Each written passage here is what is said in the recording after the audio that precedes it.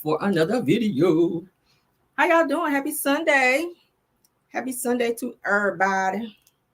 Y'all, I'm sorry. I know I'm a little late coming on because I'll be trying to do too much, y'all. But we're here. Let me get pulled up here. Get pulled up. And then everybody want to be calling me when they know it's about time for me to go live. Like, I don't be having time to be talking. I gotta go live. That's why I have to tell people, look, I'm trying to go live. I ain't got time for that. But nevertheless, we are here. Let me get this pulled up, child. Lord, this is our review for Love and Marriage Huntsville. Thank you all for being here. This is our review, honey. Season 8, episode 9, Beyond Scared Stormy for Love and Marriage Huntsville. All right. We're going to breeze on through because, baby, y'all know the BET Awards is coming on tonight. I ain't even going to hold you. And I'm trying to watch it. I do have my DVR set to record it. But my husband and I, honey, we're going to go down there and get our best life and watch this damn show. I've been waiting for it to come on all week. They say I'm watching Piano T live to her subscriber. Hold on. So this lady played an audio or choir from Married to Medicine and told those people that it was Melody. Said they all said bunch. Make sure receipts match your child. I don't know. Maybe it's them damn rotten teeth starting to get to her brain. Shit, I don't know. All them damn rotten teeth in the bottom must be getting to her brain, child, and stopping her from having reality coming up there, child. I don't know. The reality is being blocked from them rotten ass teeth. Did I say that? Sure. Anyway, everything said in the video is a legend in my opinion, including what I was just saying about the rotten teeth. Yeah. And it's used for fair use and entertainment because it's surely entertainment when I see people acting uncouth. That's lots of entertainment. But let's get on into our show, honey. Thank you all for being here. Hopefully you all hit the like button. All right. Thankfully, you all hit the like button. All right, let's get started. All right. So the episode begins with Stormy at her plantation home, honey. And she's getting all dolled up to get ready to go and turn herself in down there at the Madison County Sheriff's Office, honey, because she's got, she got them 2 warrants. All right. So she's getting emotional, thinking about having to go to jail. And even though it's like only for 15 to 20 minutes, like she is putting 20 on 10, you would think she got life in prison the way she was sitting there acting. I was like, girl, if you don't take your ass down there, answer that warrant and come on home. All right. So she'll, like I said, she's upset that she'll have a mug shot. I know she said one was for harassing communications. I want to say the other one's for threats or something like that. So her makeup artist is fixing her hair, which was a wig, of course. When Stormy goes via confessional and says that she has her husband, Courtney, taking their son to school to avoid him seeing her being arrested. She doesn't want her son to see her be arrested. So she asked Courtney to go ahead and take him to school while she deals with getting dressed and getting ready to go. So she says that if she's going to have a mug shot, that she's going to do it right, and says that her makeup artist is telling her also to calm down and kind of center herself because she looked like she was about to go crazy just thinking about the fact she's about to go to jail. I'm pretty sure her attorney already told her the outcome and what it was going to be. Why she was acting so crazy, I don't know. So Stormy, like I said, she's emotional, and she says that someone antagonized her, and she got a warrant, and says that she is upset that she has to go through all of that. She says, and then they're of course consoling her makeup artist, and I forget who the other person was, maybe her stylist. They're consoling her when Courtney's mom, okay, y'all remember her, she comes in and she starts hugging Stormy, and she's telling her that there's a lot in this for her, and that she's kind of like her daughter, okay? She's like, hey, she's trying to give it a God speech and all that, and in terms like, everything happens for a reason. You'll get through this, da-da-da-da. So Stormy says that she's glad that Courtney's mom was there because her own mom refused to be there and told her that that's what she gets for being on reality TV. That sounds just like Betty. Sounds just like Betty to say some mess like that. So Courtney's mom, like I said, is giving Stormy the pep talk and kind of holding her by, telling her to hold her head and just get through it. So Stormy's upset that her mom is not there. She's upset that Betty refuses to come there because she told her the night before, but Betty refuses to be there. She says that my mother, and she says I'm a mother and I'm a multimillionaire and I'm a viral sensation. And here I am going to jail. And I was like, Stormy. Real celebrities go to jail, okay? Like real celebrities go to jail. Like you are no exception to the rule. We're glad that you're viral on social media and TikTok and all that, baby. But if you do something to break the law, they don't give a fuck about TikTok. You're going to jail, all right? Clearly, you have to watch your mouth and how you conduct yourself in terms of things that you are saying out here, because that's what landed you where you were. Okay. Somebody said that Betty is helpful.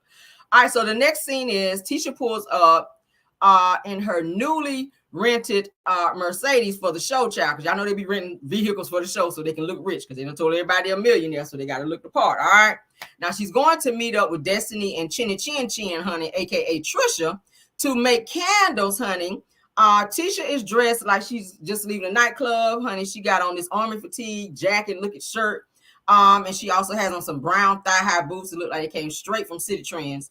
And she's got on these real short shorts. Okay, I don't know where the hell she was just coming from. And then she had on this long Rapunzel wig. I said, "Child, where is you coming from?"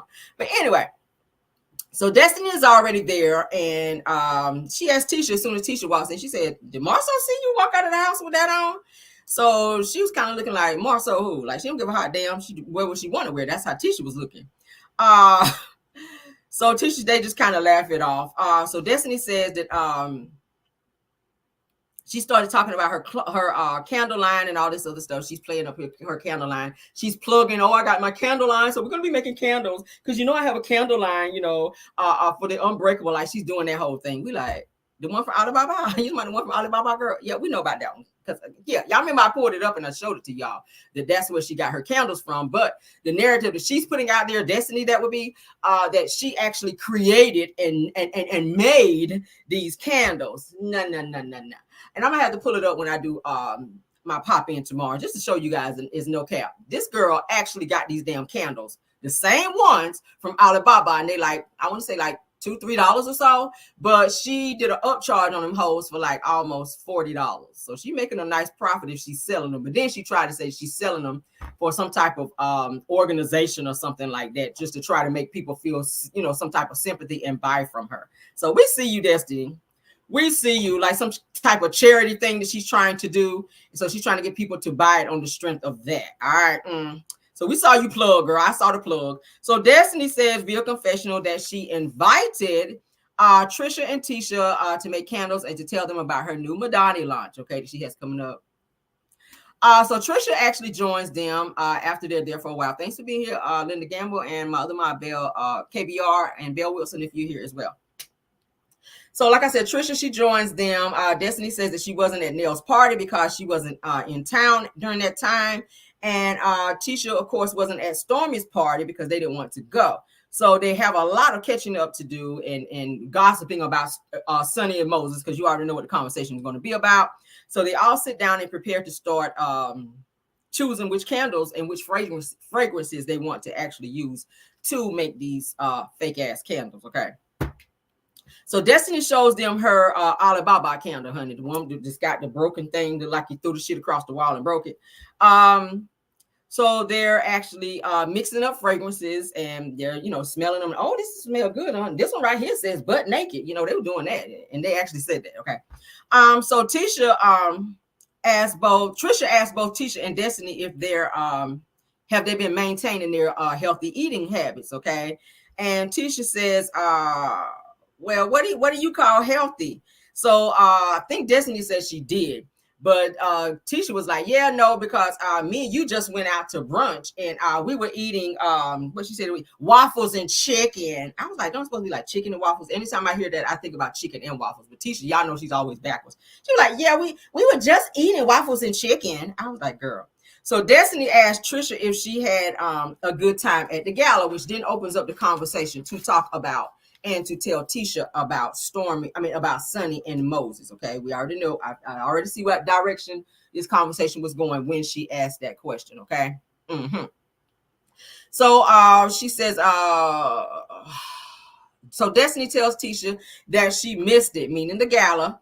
And Tisha actually tells Destiny, she says that I heard that you was almost naked up in there, girl. So Destiny says, well, yeah, literally. She says, and Trisha says that she stepped out of her comfort zone whenever she had on the outfit that she wore. Okay.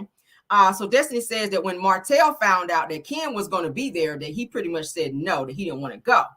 At which we know that's lies because he was there. So they all started laughing. Don't know what that was supposed to be about. So Destiny says that there was another couple there too, Sonny and Moses, and that's how she said it.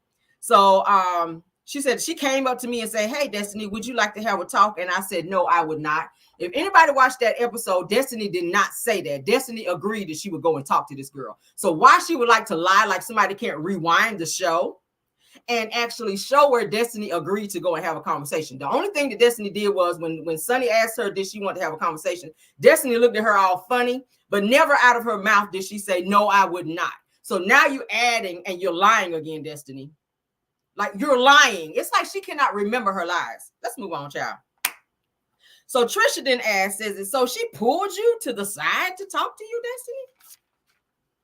So Destiny says, yeah, says that Stormy actually pulled us aside to speak in the back, and Destiny says that she told Sunny that, don't come trying to prove anything to me, to go on about your married life. You didn't say that either. Unless you said that and they didn't show it. From what we saw, you never said that to her, okay? You were pretty much quiet. And then you try to be, real book, okay, until you saw that damn ring, and that's when you really got mad.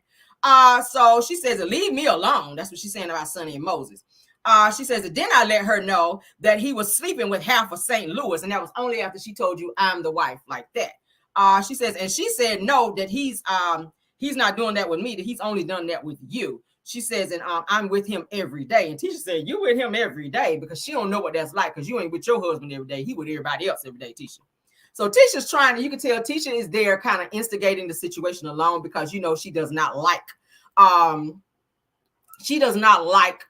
Sunny and that whole situation in the first place. All right. So Tisha asked Destiny, did Destiny actually talk to Moses? So Destiny says, no, he just kept sitting there staring at me all night. This girl is delusional. So Trisha says that Destiny pulled a Janet Jackson, meaning that she had a little nipple slip in her outfit, the one where she was looking like a busted condom. That one. So so Destiny, so production shows Destiny's outfit, which y'all know the one is like the hooded white little get up or whatever. It looked cheap as hell to me. To me, I don't feel like she had the body for it either. And I mean, it's no shade, but Destiny, you did not have the body for that outfit. I mean, you didn't have no curvation going. You were just like straight up and down with a fucking hood on. You look a mess. Okay. I'm just saying. So Destiny says that her boob popped out at the party, and that's why Moses was staring. Okay, Destiny. So Tisha agrees. Yeah, that's probably why he was staring at you, girl. So Destiny says that hold on. Yeah, Destiny says that he was staring because he know what it is. Moses was staring at me because he know what it is. He know what it is. So everybody starts laughing, okay? Then Destiny says that that's why Sunny is acting so insecure and jealous. Says that Sunny sees her as a threat, meaning Sunny sees Destiny as a threat. And she says that that's why she put her hand in my face to show me that ring. She says, but Destiny says, but I don't care about all that. And we know you don't care about that, Destiny, because if you go back to the Dustin Ross interview, when Moses actually interviewed with Dustin Ross, Moses told Dustin that he told you during the time that he was dating someone else that he had somebody, and you told him you don't care. So, and then we're finding out during the time that he was married that you also was seeing him as well. So my question is, why are you trying to call somebody else a side chick, Destiny? It sounded like you are happy to be a side chick yourself. Because if a man tell you he got somebody else and that he's sleeping with someone else, you want to be with him so bad, like you can't find somebody else. That speaks on your self-esteem and the fact that you lower who you are as a woman in order to be the side and sleep with him whenever it's convenient for him. Okay. So yeah, everything you trying to call Sunny, that's what you are. That's what it gives. Okay. So Trisha then says, I had a ring, and I'm still in a relationship too. So I guess, we're like, girl, shut up. Didn't nobody ask you. Anybody ask you, Trisha. Okay. So Tisha says that Trisha can actually write a book about all of this in her life, child. So they all laugh. It was a little ha-ha for them. So Destiny says that she got up from the table, and that's the only way that Sunny was able to get a seat at the table. And I was like, but you got up from the table because, and you mad because you can't sit back down at that table because Sunny is sitting in all the chairs at the table, okay? You're mad and you're bitter because there's so many chairs probably still at that table and you can't sit in none. And if that was the fact, then you would have been the one with the ring, Destiny, okay? You would have been the one with the ring, but now you home boxing up Alibaba candles and crying because you are not the wife and Sunny is, all right? And that's just what it is, boo-boo. So thick tongue Tisha, honey, asked Destiny, says, do you think that you can still get him now if you wanted to? And I said, that's a disrespectful question for a fucking wife to ask somebody, Tisha, because every time somebody try to bring up to you that Marcel was seeing somebody else, and you had a whole fit whenever Mel was trying to tell you that Marcel was seeing other women and doing other things, you got upset about that. And told her, if you know something, please tell me. If you know something, let me know what you know. Like, what kind of friend is that to tell me that you know something and you saw my husband somewhere and you won't tell me? But so then you sit up here and you're telling Destiny or asking Destiny, do you think that you can get this man back? Hell no, you can't get him back. He's married. If he wanted you, boo-boo, he would be with you. Hell, he had 15 years to make up his mind. He had 15 years to not wife you. That speaks volumes. He didn't give you an engagement ring to even propose to you, which says that he did not see you as wifey material, Destiny. So all this hoopla about you could have got him and you could still get him back, for what? At best, you probably can sleep with him, but that don't mean you're going to get him. He ain't going to leave Sonny to be with you because you don't have what it takes to from what he's looking for. Okay? You might get some of the peen. You might get that. But he ain't gonna tell her, look, I'm going back to Destiny, and because he ain't even proposed to you. I mean, most men, if they're thinking about marrying you, they'll at least give you an engagement ring and say, okay, you know what? Let's go ahead and try this thing out. I'm gonna propose to you, and we're gonna see. I know we got some things to work on, but for now, let's go ahead and, because some people be engaged for a long time because they have things to work on. He didn't even do that with you. But he married Sonny in 90 days, which means that he saw something in her that he felt he could build with. Okay, because he's been trying to get you right for years, according to him and you. He was trying to tell you how to do things with business. You didn't want to listen. He couldn't build with you. He couldn't build with you. And you had a lot of other things going on. He said you had too much going on. So a man don't want to deal with that shit when he can find somebody who matches his fly like Sonny did. All right, let's move on. So after Tisha asked Destiny, do you think that you can still get him back if you wanted to? Destiny says, absolutely. Not a question in my mind. No doubt. Okay, Destiny. So Tisha said, damn, really? So next scene is Stormy is coming out of Madison County Jail, okay, from turning herself in. They're actually leaving the jail, she and Courtney.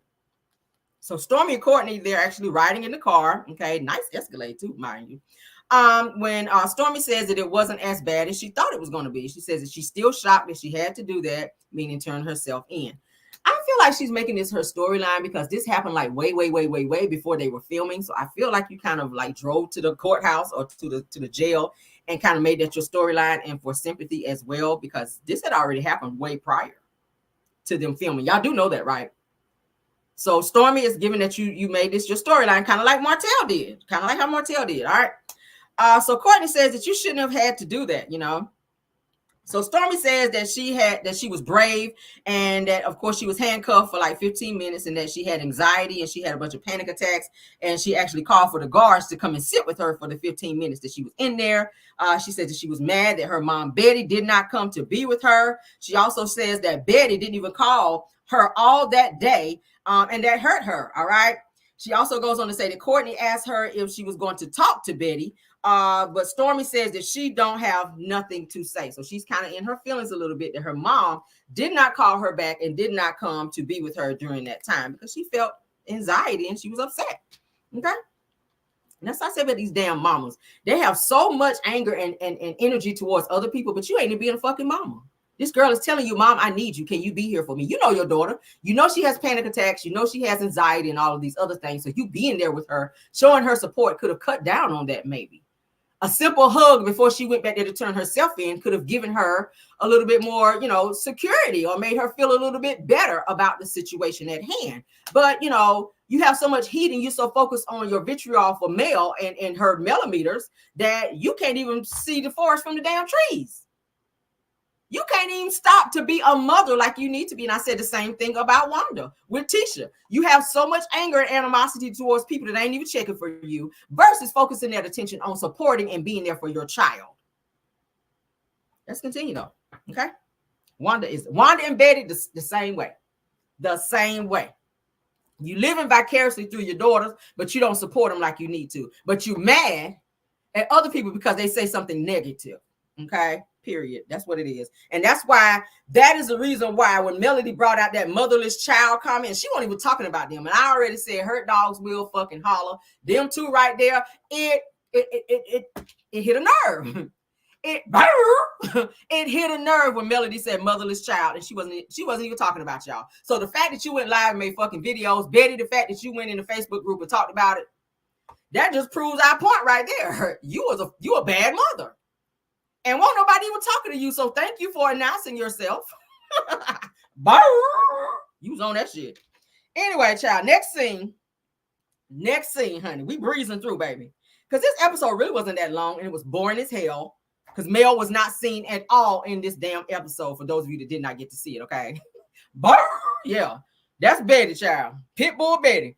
All right, so next scene, honey. Next scene is Trisha is home preparing for her sister to arrive. They're going to be discussing Trisha and Ken's plans, and they're going to catch up in conversation, because it doesn't sound like Trisha actually spends a lot of time with her family, her siblings at that, okay? So they're just not in the know in terms of what's going on with Trisha. I don't know what kind of family dynamic they have, but they don't hang around each other, and you can tell. All right, so Trisha is preparing, like little charcuterie boards and all this other stuff. I saw some wings there that she prepared in like a little bowl. She had a little fruit tray. And she had all this damn food out for her and her sister. But then when I saw her sister, I said, well, shit, I see why you made all this food. She's a rotund girl. She wants to eat. It's given that she's going to want to eat. Trisha didn't eat nothing, but the sister's, honey, she was tearing it down. But let's go ahead and finish. So Trisha says that she had already told Ken that she was going to go ahead and get the divorce papers started, okay? And this is her speaking in the confessional. And she also says that she needed to talk to her kids first. So production then rolls tape showing where Trisha is sitting down talking to her son and her daughter, okay? If you've never seen pictures of Trisha's husband, her son favors her husband a lot, and her daughter looks like her. It's weird. Like her son looks just like the husband, and her daughter looks just like her. Got the chin and all, no lie. All right. So she says that she wants to see how her kids actually feel about her getting married to Ken. Now the daughter, she immediately was like, "Oh yeah, like definitely marry him," because she's excited that she would gain a sister because Ken already has a daughter, and I'm thinking that maybe they've already bonded. So she's happy that her mom and Ken are talking about marriage. Now, her son, on the other hand, says in the beginning that he was worried, but he's kind of taking a liking to Ken, because y'all know boys are protective of their mother, and he's watching like, okay, who's this nigga coming in here with my mama, loving my mama, hugging my mama? Like, they are very, very like policing the situation, because they want to make sure ain't nobody gonna come in and hurt their mama. He stepped up as the man since their father was not there, but now the Kens come in, he's like, all right, who is this nigga? But then he says as time went on, he saw the dynamic between the two of them and how well they got along. So he kind of fell back and was like, okay, maybe this is the person for my mom. So he said, hey, yeah, hey, mom, as long as he make you happy, go for it. All right. So Trish says that she's now going to tell the rest of her family that she's moving forward with Ken, but she doesn't want to actually tell them. And I'm like, why? Why? What kind of relationship do you have with your sister? You should be able to talk to her about anything, but it's given that she don't have that dynamic with her family. Anyway, so the doorbell rings while she's, sitting and contemplating and thinking. The doorbell rings. It's Trisha's sister named Ebony. She comes in. She takes her shoes off, which you should. If you come in my house, you got to as well. So she takes her shoes off at the door. They don't even hug. They don't embrace. They speak and that's it. I'm like, no hug. You ain't seen your sister in a while. You don't see her often. So like no hug to say, hey, girl, how you doing? Thanks for coming. None of that. So the sister just takes her shoes off, goes straight to the living room, sits down. She see all this food, so automatically she's excited. All right, she sits down in the living room. Trisha comes in, and she says, oh, I forgot to get the drinks. Let me go get the drinks for her. So she goes back into the kitchen while the sister is sitting and waiting to make the drinks, okay? So she's going in to get some drinks. All right, so Trisha says that she has another sister in California. She says this via confessional, and that she wishes that she also was there so that she could tell her about Ken, but she'd rather do it face to face. Trisha says that she wants their view on Ken and moving forward. So her sister asks her, so what's new? All right. She already fixed her a little bowl of food, child. And Trish lets her know that she spoke with her kids already. And then she proceeded to tell her sister that she and Ken have been living together now. And her sister says, huh? Oh my God, y'all living together. I'm like, how did you not know that? So Trisha said, yeah, we're actually living together. Her sister said, oh, wow. So Trisha said, yeah, it's been about a year or so that we've been living together. And her sister's like, what? So she's shocked. So her sister then says that she knew that the situation with Marquez, which is Trisha's husband, okay, for a while now. So she knew about that situation for a while now. She said that she thought that Ken and Trisha were just, just together having fun, that they weren't serious like that. She said that, and she thought that Marquez and Trish would get back together, which is Marquez is her husband. So Trish said that she was having fun in the beginning, but her feelings kind of changed and Ken began to grow on her, okay? So the sister then asked how long Trish and Marquez been separated. Trish says 4 years, okay? So the sister says 4 years? Oh my God. So Trish's sister asked, why didn't we know about it? Okay. And said that Trisha thinks that so Trisha says that she thought that they would judge her, okay, had she told them. So Trish says that she was actually scared also because it was kind of too good to be true once she found Ken. Like she didn't know, she didn't know that things was going to be that way between her and Ken. I said, oh, okay.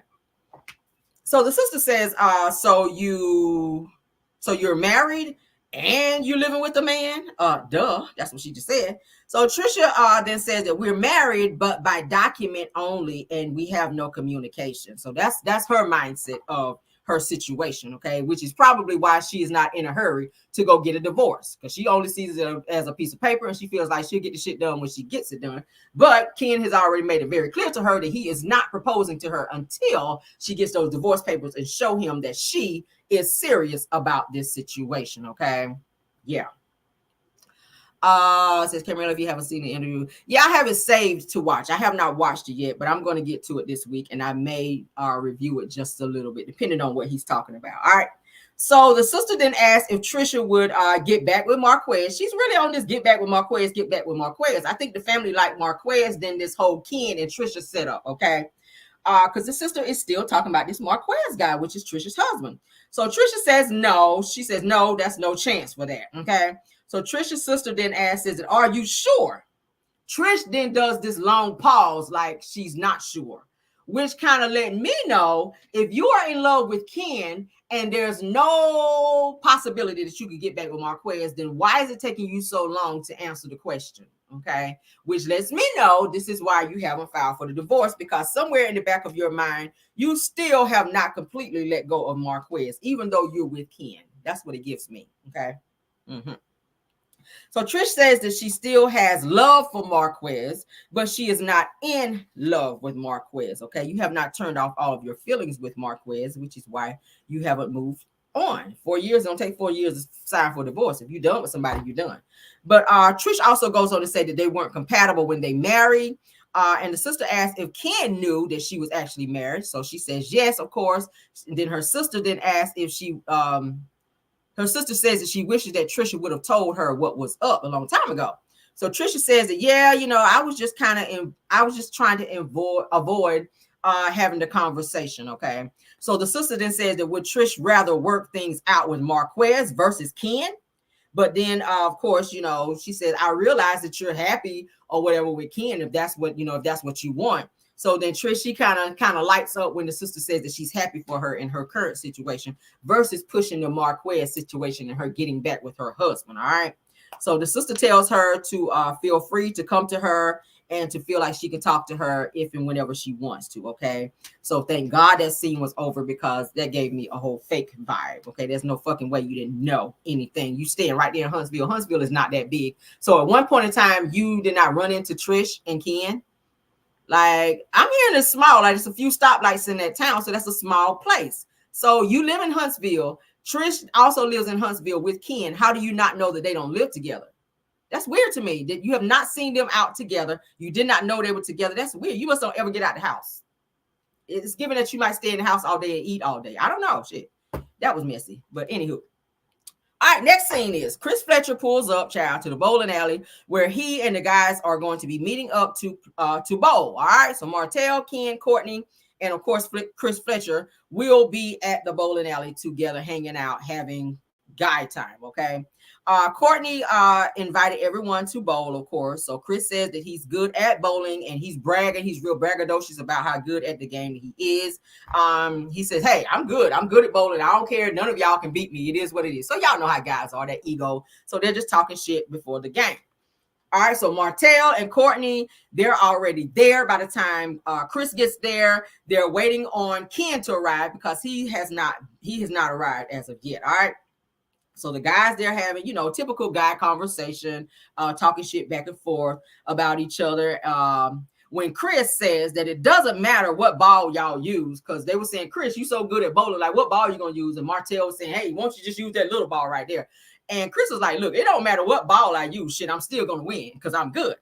All right, so they're putting on their bowling shoes when Martell asks, so who else is gonna be here with us? So who else is joining us?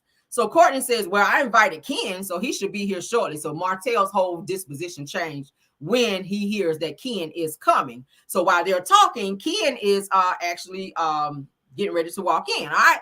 Martell then says that we got a lot to talk about, talking about he and Ken. Ken, he's walking through the door. He's walking up to the guys, and they're getting ready to have a conversation. So Courtney then tells the guys, he says that the loser is going to buy food. All right. And I said, well, damn, I sure hope it don't be Martell. Because, bitch, y'all going to get a whole little drive down there by the Eminem's kids' school because Martell ain't got no money. That's where he eat at. So if he lose the game, y'all going to have to eat down there at the middle school. Y'all ain't going to be able to get no bowling food because Martell ain't got no damn money and he ain't got no air in his truck. So it's giving y'all going to have to swing on by the cafeteria down there at the school and get some food. So just FYI. Martell. So that was the agreement. Whoever the loser was, that's who had to buy food. All right. I said, I know it ain't gonna be Martell, broke ass. All right, so Martell starts the game off, okay? Coincidentally, he gets a strike, all right? And that's the only strike his ass got throughout the whole game. So Chris asks, so how's Stormy? Courtney says, oh, she good. All right, so he goes to confessional. Courtney, that is. Courtney says that he ain't getting ready to tell the guys about Stormy turning herself into jail. He says that they'll find out soon enough because that's he and Stormy's business. That's between me and Stormy. I ain't telling them shit. When it come out on the news or whatever, then they'll find out then, but I ain't telling them. So Martell then asks Ken, who has already arrived, got his shoes on and all that, says that, how's it going? And he jokingly mentions his performance at the Lovers and Friends Gala, which is Stormy's function that they just went to. So Ken kind of looks at Courtney and he laughs like, what this nigga talking about? So Ken then says that he didn't think that Trisha would do the event because she was very nervous at the attire she had to wear. She had like this little bathing suit thong type situation with her butt cheeks out in the back, all her shoulders and stuff out. So and it was very revealing. So he says that Trisha don't wear revealing stuff and says that even at the beach she's all covered up. So I don't know why she has a nice body. She's got maybe some self-esteem issues, or she's very, I don't know what it is. She has a nice body. She's got a banging body, so I don't know why she would want to be covered up. So Chris asked Martell, says, wasn't you supposed to actually do it, meaning the Lovers and Friends Gala? Martell says, well, my body was not ready yet, okay, to do it. So Courtney says, yeah, because Martell backed out at the last minute. Y'all do know that, right? So Martell says that he has daddy fat like in his leg area, so he did not want to be putting on, no revealing stuff because his body wasn't right. He looking at Ken over there all buffed up, and then he didn't want to come in there looking all toe up. So he was like, hell no, I ain't about to do this. All right, so then he asked Ken, he said, hey man, how old are you, man? How old are you? He's asking Ken that. Ken said, I'm 37. Martell said, oh, fuck. He says that I thought you was like 27 or something. I was like, what that got to do with it, Martell?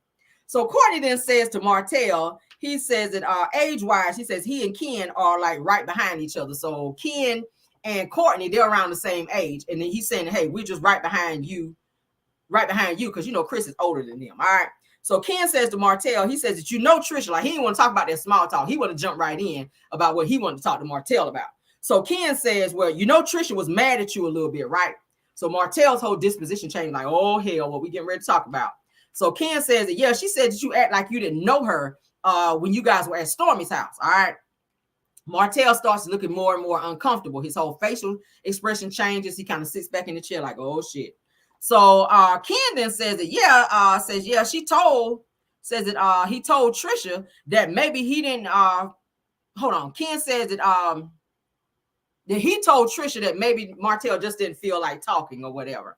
So says that Martell didn't recognize her It says that maybe it was her hair. Martell said he didn't really recognize Trisha when he saw her at first. He says that maybe it was her hair or something. He said, I don't know. I hadn't seen her in a long time. He says that that it's not like that he and Trisha were like real tight like that, to where if he would have saw her, like, hey girl, hey. He said he hadn't seen her in a while, and it was something different about her. He didn't recognize who she was. So Chris says, how are you supposed to know who she was? So Trish jumping in at this point. So Martell starts stuttering and said, well, we were cool. We were cool at that time. So Chris says that, well, where'd you meet her at? Asking Martell. So Ken kind of looks uncomfortable, like, what the hell you mean where he meet her at? Martell, he's kind of sitting there like in deep thought, like where I meet her at. Okay. I thought that whole scene was weird. So Martell then goes on to say that she was cool with my brother. So that's what he put out there. The one to stay in jail, that one. Because Trisha do like them rough guys, because her husband is a rough guy. I already told y'all the damn feds is looking at his ass. Okay. So they all saying like, oh, okay. When Martell says that Trish knew his brother. So Martell then said that how she say she know me? Okay. So he's asking Ken that. He's asking Ken, how Trish say she know me? So Ken says, well, she says that she knew you for a while. All right. So Martell then asked Ken, says that she didn't say how she knew me though, did she? We're going to get into that here soon. All right. So Ken says, through your brother, right? So Martell then says, well, she told me that she knew my brother. All right. So then Courtney says to Martell, well, where you meet her at then? Okay. So Martell said he getting ready to bowl at this point. So he got the ball in his head and getting ready to throw it. So Martell said, out. And then he says it again, out. And then he kind of makes a funny face when he turns around and looks at Courtney. And then he rolls a gutter ball. So Courtney then says to Martell, says, you need to stop talking to so many women, man. All right. So Martell, he kind of looks embarrassed and has this little stupid snickering look on his face. So Chris says, I don't understand why Trisha would be so mad about that, though. So then Ken said, yeah, she kind of felt played by that whole situation. So Courtney then says to Martell, stop pissing these women off, man. All right. So, and Martell kind of looks at him like, huh? And then Ken then says that Trisha says that y'all gonna think that we had something going on. So Martell says, well, that's kind of what I was thinking too, the way people was kind of saying it. So Ken kind of looks crazy at Martell like, what do you mean by that? So Kristen says that you at least should have known who the hell she was. All right. I'm like, Chris, can you stay out of it? Chris was instigating the situation, y'all. All right. So Martell says that she just looked different. Says, I'm not sure what it was. Maybe it was the hair or something. I don't know. Whenever I saw her, she just looked different. She don't look the same way I remembered. So he said, you know how many women I communicate with, man? So Courtney says, Martell ain't telling the full story. So Martell is looking like, what you mean? So, and then he has this nervous look on his face, Martell does, while he is actually looking and kind of thinking like, okay, what the hell are they talking about?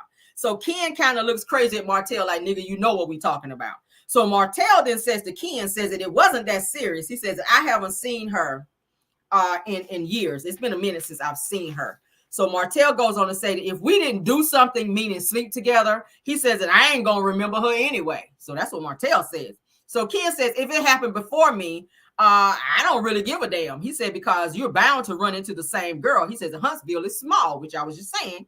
He says that, Trisha is a pretty girl. He says, and I'm not an insecure guy, but it's possible that you can run into the same girls because it's very small here.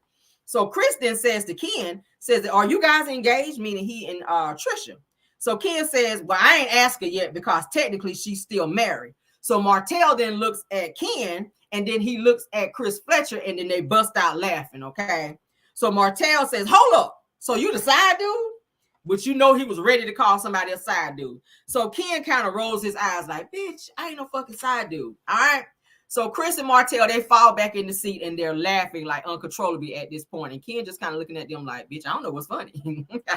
So Ken explains that Trish and her ex were separated for 4 years when he actually came around and came into the picture. So then Chris asks, well, did she already send him that paperwork yet?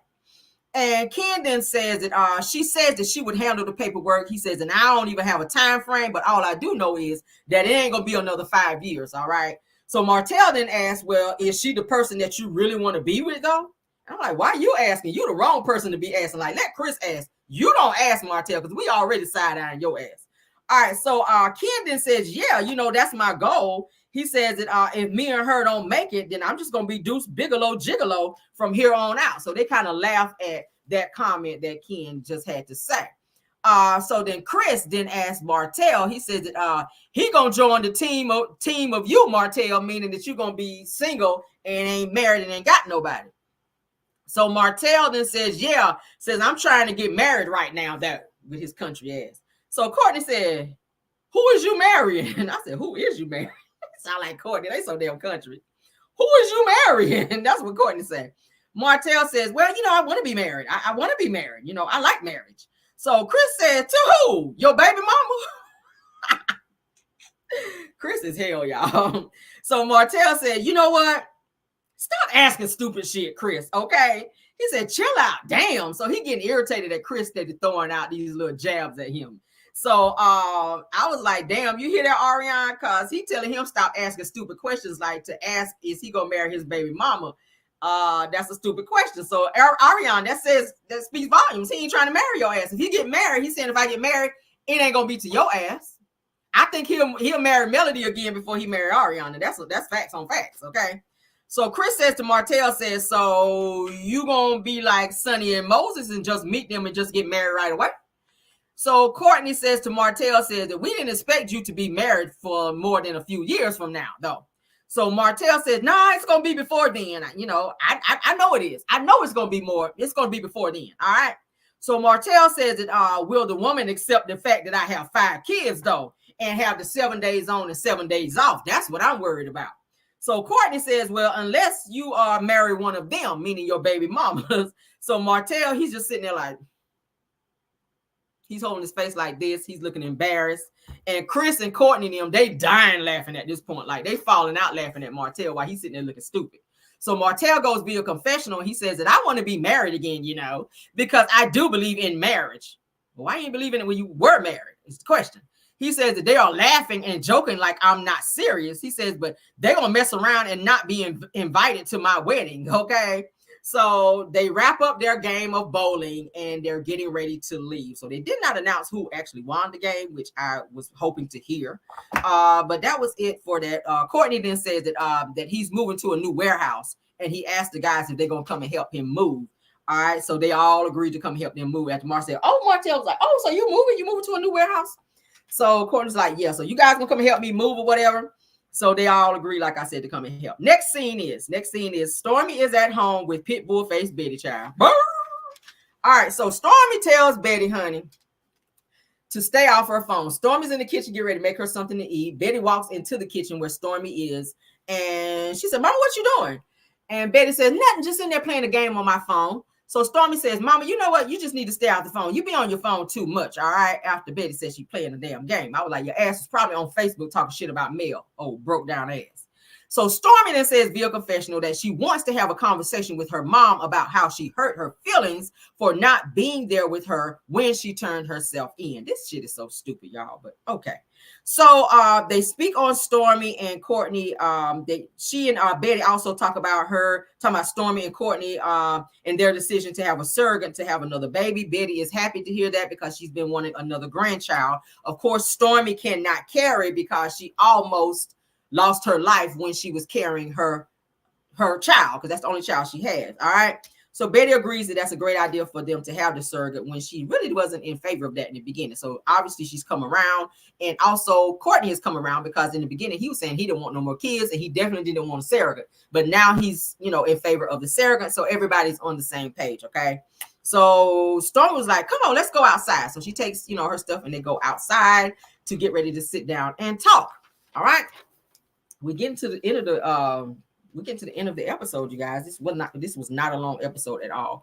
So Stormy speaks on being in LA with everything that she's trying to do, including her doctor's appointment for the surrogacy. So she's been talking about possibly moving to LA because a surrogate doctor is there. A lot of her businesses and stuff that she wants to do is in LA. She likes being in LA. So she may be considering moving out of Huntsville moving to LA rather, not into. So Stormy tells Betty that she hurt her feelings. All right. Betty says that I know what you're talking about. You talking about the jail situation, Stormy?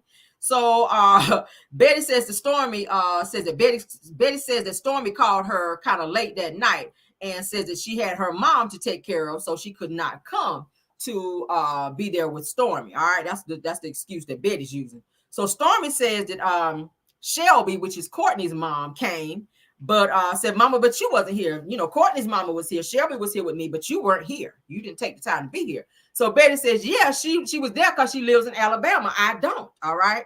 So Stormy then said that Betty told her that that's what you get for being on that TV show. Okay. But Betty, you on a TV show too. So why are you punishing your daughter for being on a television show, which one is helping to promote her and her business? The more people see her on TV, the more people want to support her business. I mean, I don't support it, but you know, being on this show has helped a lot of them, well, male, of course, with business type stuff. So you are ridiculing her for the same thing that you're doing. And it's given that you are jealous of some sort, Betty. Okay.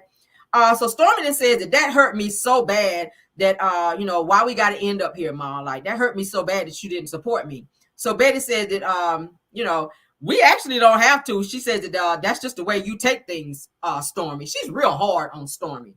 Betty is very hard on Stormy, and the way she talks to her is very abrasive and very aggressive, like not real, you know, loving and caring like a mother should. Okay. And I don't think she knows how to be, because I know Stormy talked about a little bit back there. Her mom used to call her all types of bitches and stuff when she was a child. Like when Stormy was growing up, her mother used to reference her as this bitch or you a bitch and call her, you know, talk to her in that way. So it kind of fucked up her self-esteem kind of growing up, to where Stormy is just so sensitive. When anytime somebody says something to her, she can't take it. She immediately starts crying, and she immediately sometimes become aggressive, kind of like she did with the Black Titanic situation when she came there. So either she's aggressive or either she's really emotional, okay, if you will. Stormy is.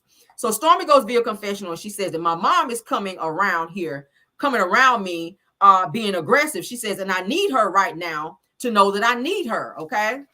I ain't even gonna lie to y'all. I don't even fool with Stormy like that, but I was feeling her a little bit in this situation. I kind of felt this much sorry for her. You can't see through my finger, but I felt just a little sorry for her, because everybody, if your mother is still around, you want your mother to have that. I see you guys put it in a nurturing spirit and that loving spirit, because sometimes you do need your mama. Sometimes you want that hug. Sometimes you want to call your mom and say, hey mom, what do you think about this? You want to get that motherly input on certain things. Betty doesn't have that, because she's so guarded and so mean and so abrasive and so aggressive in her tone and in her nature, that it makes it hard for Stormy to feel comfortable around her mom, because she don't ever know what her attitude is going to be. She's never going to know what her mama's going to say. Betty is just a hot fucking mess. All right. She says that my mom hasn't been there emotionally and never has been able to give me that. This is what Stormy is saying. So production rolls tape to a clip to where Betty was being very aggressive in her tone with Stormy and saying that she's never ever going to say that she's sorry, because that's not who she is. And I said, see, this is what I'm talking about. All right. So Betty then says that you don't listen and you got to learn things the hard way, Stormy. All right. So she's fussing at her versus being a nurturing mother at this point. All right. Stormy says, but you always feel that you got to offer tough love. And why is that, mama? So Betty says that this ain't the first time that you've done that. So, and she said it just like that. This ain't the first time that you've done that. So Stormy says, done what? What are you talking about? And Betty said, been in jail. So Stormy said, mama, that was when I was 18 years old. Okay. Betty said, yeah, right. So Stormy says, girl, I ain't even did nothing to be in jail. She called her mama girl. Girl, I ain't did nothing to even be in jail. So Betty said, right. So then Betty goes on to say that there are certain people that shouldn't be in your circle or that you should be fooling with. She says that I was mad when you called me. She says, and if you would have listened to us in the first place, none of this would have happened, and you wouldn't have been in the public eye. Okay. So it sounds like Betty didn't want her to be on this show and to be around Mel. And that she tried to tell her beforehand is she's trying to say the fact that you pushed ahead and did this anyway, you getting what your ass deserved because you didn't listen to us. That's selfish. That's selfish, but whatever. She says, in the eye of these people with a certain person that they want to elevate, but then bring down everybody else. She says a certain number of this circle is called to activate. Okay. She said, and to attack everybody. So Stormy says, who is this person? So Betty says, I'll call her name, Mel. That's who I'm talking about. Okay. So Betty says that whenever I say something bad about Mel, she says, I'm always being attacked by people, or by her people rather. And I'm thinking to myself, why the fuck would you be saying negative about her? And it's no difference than somebody saying something negative about Beyonce. Beyonce's beehive gonna sting your ass up, and that's just what the hell you get. Beyonce ain't got shit to do with that. Beyonce probably don't even know these people. Well, she don't know these people. Beyonce don't know half the people that support her. Just like Mel probably don't know. Mel got a huge vast of followers, like in the thousands. She don't know what people be saying. Mel ain't trolling the Facebook comments. She's a businesswoman. She don't see every comment to go up. And why are you sitting back and talking shit about her anyway? You should be busy. You saying you busy with your mother, your elderly mother who's sick. So that's where your focus should be versus sitting on Facebook groups talking shit about Mel. Of course, her people, of course, Mel's millimeters and her supporters are gonna sting your ass and tear your ass up over there. If they see the message, Melody don't have nothing to do with it. Melody ain't getting ready to tell them, no, don't say that. It just is what it is. Like Mel said, it's up and it's stuck. That's your ass. Go on over there and get what you get. Hell, if I see it and I roll up on there, I'm gonna tear your ass up too. So you just get what you get. All right. So Stormy then says that Mel says I can't control people, and that is what she said. So Betty says that you can let people know where you stand. Says if you stand with demonic stuff, then they're doing, and you don't say anything, then that's just what they're going to do. But I'm like, how do you sit here and justify you hopping on social media and talking shit about the girl, and when her followers see it, like I just said, and they correct you and they go off on your ass and they check you and call you dry dread wearing pit bull face and that type of shit and be barking at you like I be doing. Why you get mad at that? That's just what's going to happen. Hell. Betty says, but you voice your disagreement. She says, Mel hasn't done that. Mel don't have to voice shit to you. Okay. She said what she had to say to you at the reunion. And if that wasn't good enough for you, Betty, then that's all you get. Ain't nobody gonna keep talking to you every time you get the idea to hop your ass on social media and be talking shit about somebody. Ain't nobody gonna be doing no back and forth. I don't like a back and forth. Mel ain't about to do a back and forth. And it's given that you're doing this shit for attention. Brr. Let me just go ahead and translate for you, because I know you probably in my bushes. Brr, Betty. Okay. Mm-hmm. So yeah. So Betty goes on to say that let's call this the retaliators. Okay. She says, let's do that. She said that Melody don't care what happens to anyone as long as she continues to shine. I said, girl, shut your ass up. Okay. Stormy goes via confessional. She said that Betty has an issue with me being corrected or being connected rather to Mel, because she says, I told you so. She says, and now you're seeing what I told you. She says, so go ahead and stand in your shit. This is what Betty is telling Stormy. Okay. So Stormy then says to her mother, she says, I hear what you're saying. She says, and I don't like the fact that you're telling me I told you so and now go stand in it. She says, and I kind of don't like you telling me that, Mom. She says, and I still need that motherly support from you. So Betty says, sometimes you don't always get what you want. And she's in that aggressive manner when she says that to Stormy. So Stormy says, wow, like, wow, Mom. Okay. She said that you're dead set on not being receptive, but you hurt me. She says, and it took me back to when you didn't show up for me before. And she says, it put a wedge in between us. Okay. Betty's sitting there looking like, and like she don't give a fuck. So she says, and Stormy goes on to say, and you said that you would be late to my wedding that time. And she said, you were bragging about being late to my wedding. She said, and sure enough, you were late to my wedding. Betty says, I was late, but I wasn't late. I was like, bitch, if you was late, you was late. Like, how you gonna sit here and justify you was late, but you weren't late?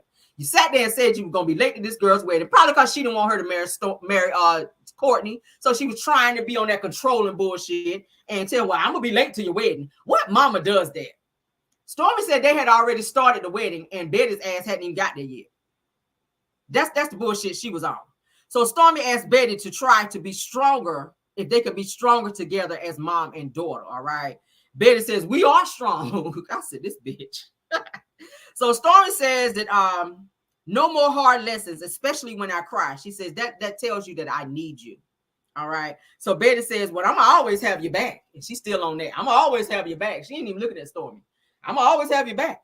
So Betty, like I said, she's that aggressive mom who don't listen, but she always has heat for other people that come for Stormy. So you can mistreat your daughter and talk shit to her and disregard her feelings and what she's asking you not to do and to be supportive for her. But then when somebody else do it, you ready to attack. So it's given that you need to take your own advice, Betty, because you are the breakdown in your daughter's happiness is what it's giving. Just like Wanda. Wanda be ready to fly off and snap off on somebody about Tisha. But baby, you don't even support your daughter's products. You don't support anything about Tisha. But you happy to say, oh, that's my daughter, because she's seen on TV and you think that she's arrived because you like to ride on that clout with her. But when it comes to you being a mother like you were supposed to, Wanda, you wasn't there for Tisha like you needed to as a child. So now you're that helicopter mama while she's an adult and you're trying to do that now. It's too late. It's too late. You can't make up for lost time. So stop snapping off on people and focus on the fact that you weren't a good mother when you needed to be. All right. So Betty says that like your daddy says that like my daddy used to tell me that sometimes you got to let your butt drag the ground. And she says that means that sometimes you just got to learn something. So Stormy sitting there like, your butt drag the ground. Like, what that means? She says that means that you got to learn something. Okay. So Stormy looking confused. She says, now, mama, apologize to me. Betty says, I don't apologize. Okay. She says, but you know what? I don't apologize, but I'll go ahead and apologize, this time. She says, and that just, I guess that means that I'm growing. So then they kind of hug it out and then they get up and they're, I guess in a happy place again, a fake happy place again. And they're walking back towards the house to go inside. The episode ends there. I told y'all this was not a long episode at all. And I was like, thank God, because the shit was boring. But they did not show Melody Cherie at all in this episode. All right. So I rate this episode a 5 because the shit was not good at all. It just wasn't. The funniest part to me was, I'm going to say, when the guys were at the bowling alley, and even that was lackluster.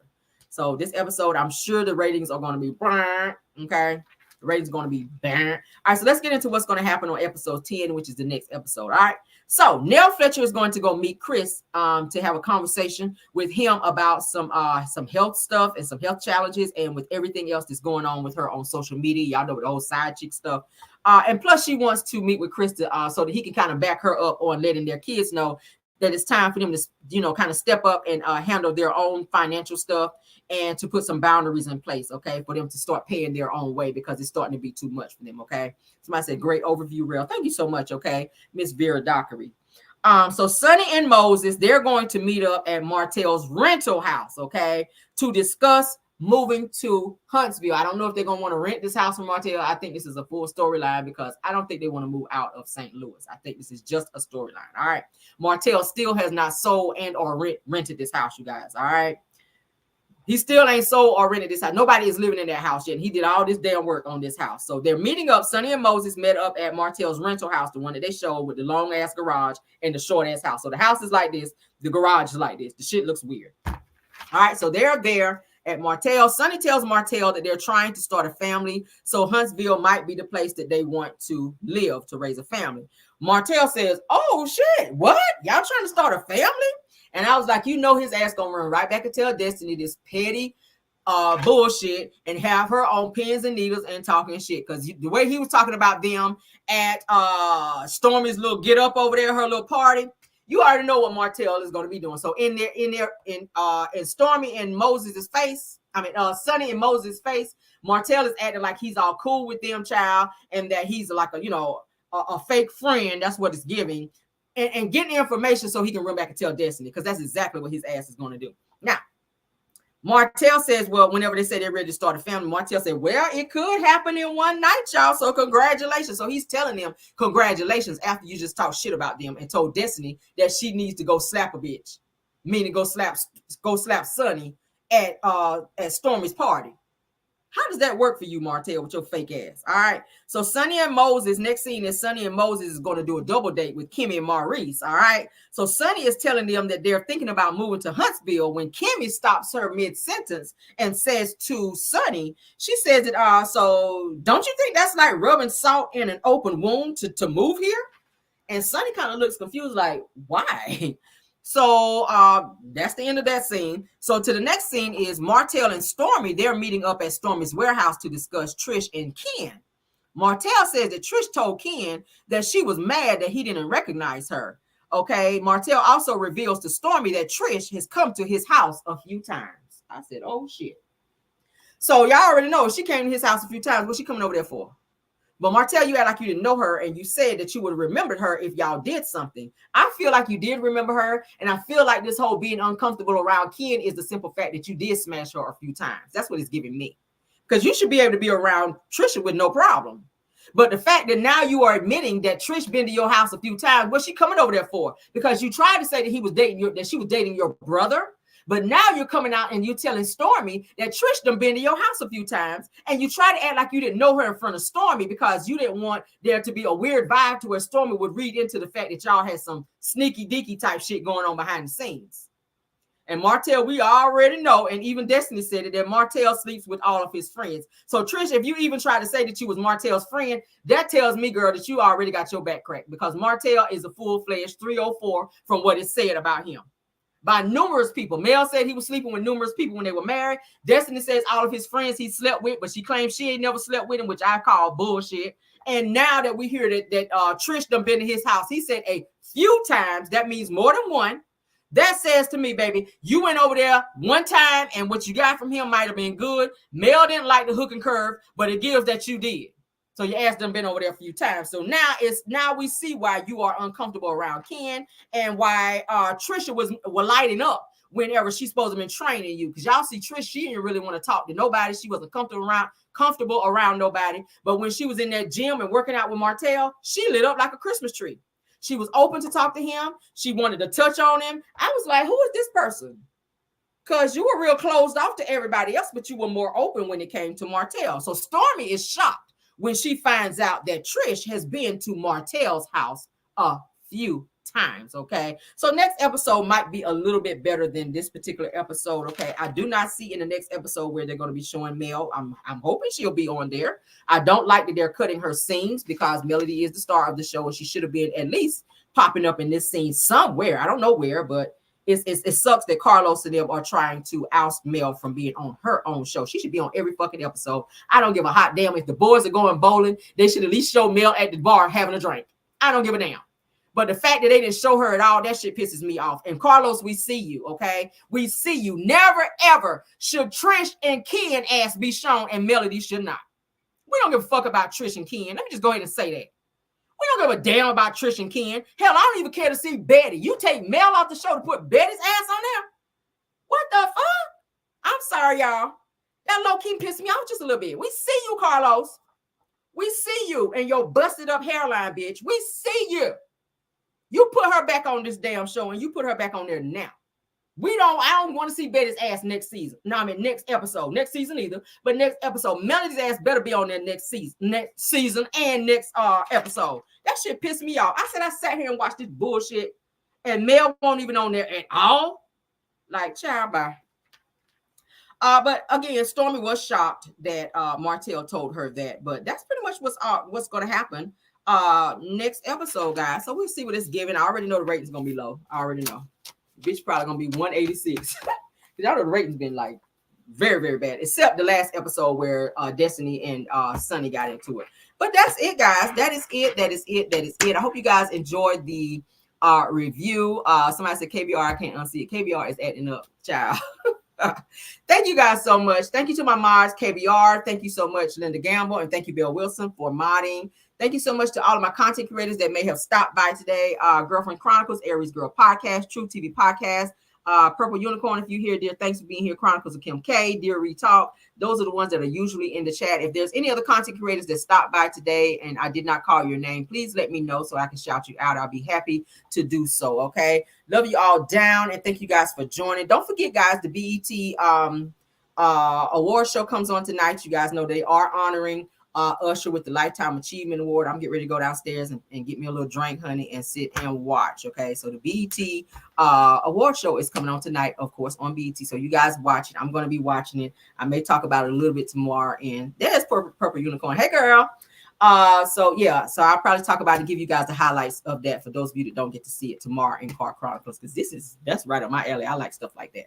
All right, so yes, I'm interested to see who's going to be performing for Usher, because he is being honored tonight. Okay, and I'm hearing that the show is going to be very, very good. So thank you all for joining. All right, let's get out of here. Somebody say I love Usher, so do I. Okay, Yes, honey, I love you guys down. Please don't forget to hit the like button. If you're joining this show for the very first time, go ahead and subscribe because we have a great time over here. We drag over here and we talk a whole lot of shit, okay? But thank y'all and goodbye.